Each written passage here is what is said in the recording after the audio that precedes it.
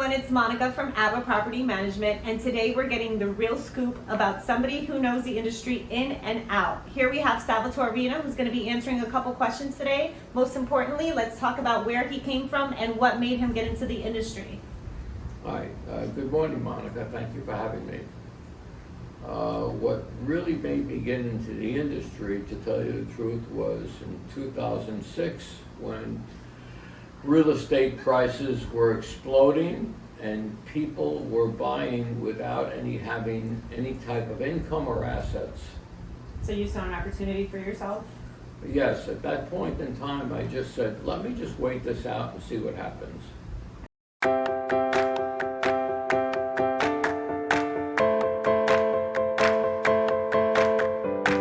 And where did you grow up? I grew up actually in Brooklyn, New York. Brooklyn, New York. Okay, what would you say your first job was?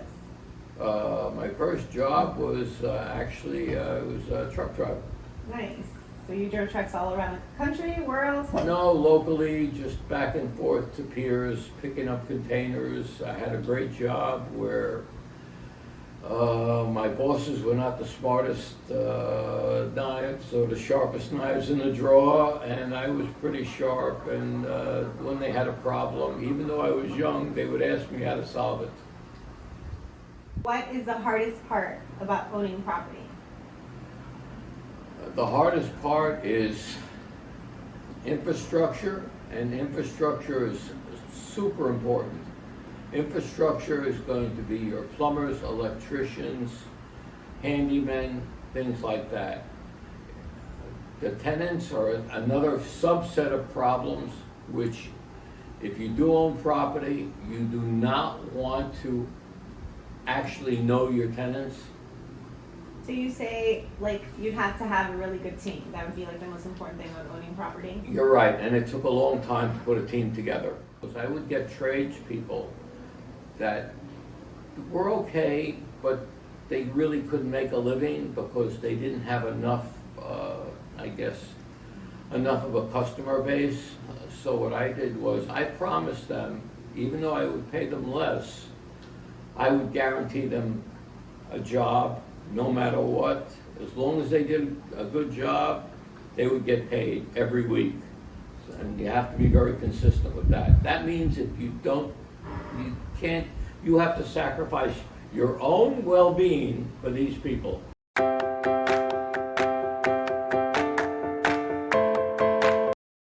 And the biggest mistake people make, to tell you the truth, in my opinion, is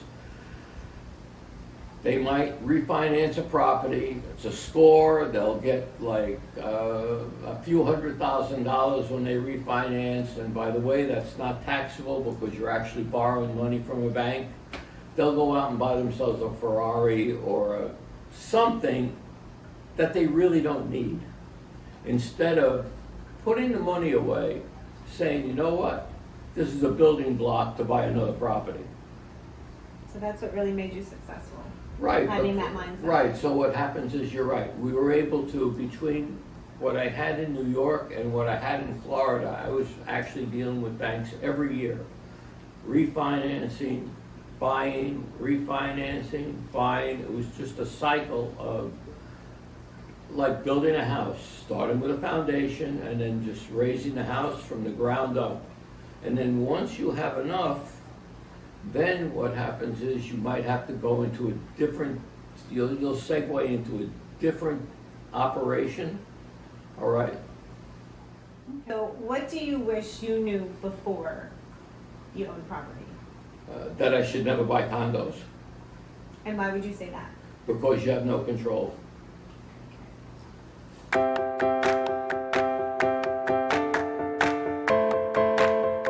Tenant screening is very important, but tenant screening only goes so far. You can screen and they can have a wonderful report. That doesn't mean they're gonna pay you. So you have to be aware that I guess you have to use good judgment somehow. Sometimes that works, sometimes it doesn't. Yeah, it doesn't. All right, so for example, you could have someone who's got excellent credit. They can move into your place, and if you only have one unit, they decide not to pay you rent. If you're in Miami-Dade County, they might be there 4 or 5 months. It will take you 2 or 3 years to catch up to the money you lost for those 2 or 3 years. Real estate is not like being in a retail business where you could, say, buy 10,000 rubber ducks. And now you only sold 1,000 of the rubber ducks, but you have $9,000 left. 9,000 ducks left. Right. You know what? You can always sell them at a later date because it's a tangible thing. In real estate, once you lose a rent, 1 month's rent, it's gone forever. A lot of people ask me this: is hiring a property manager or management company worth it? Yes, if you want to have a life.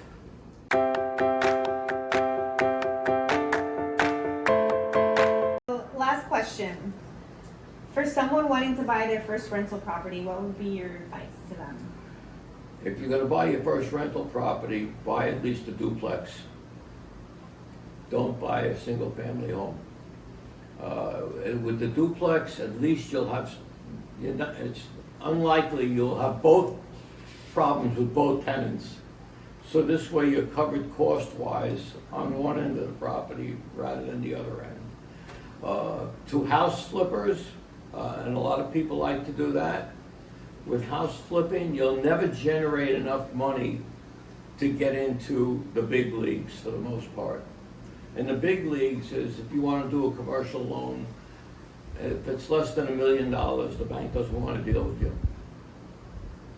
Thank you so much for your experience with us. If you're a property owner looking for stress-free management, make sure you check us out at avapropertymanagement.com. Check us out on our next video. Thanks.